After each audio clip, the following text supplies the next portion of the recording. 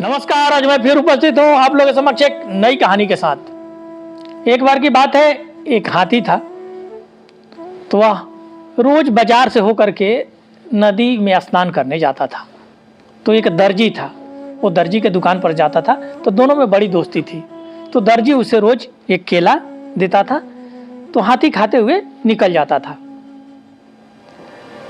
एक दिन क्या हुआ कि दर्जी नहीं था, दर्जी का लड़का था दुकान पर।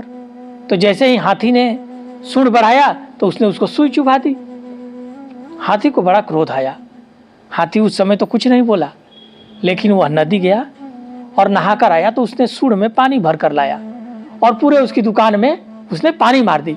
उसके बहुत सारे कपड़े खराब हो गए।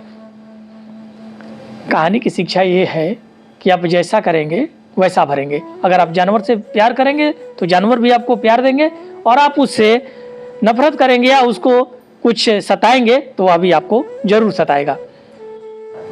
अगर आप लोग को कहानी अच्छी लगी है तो इसे लाइक, कमेंट और शेयर करें। साथ ही आप लोगों से हाथ जोड़कर निवेदन है कि आप लोग चैनल को सब्सक्राइब जरूर करें। जय श्री राम।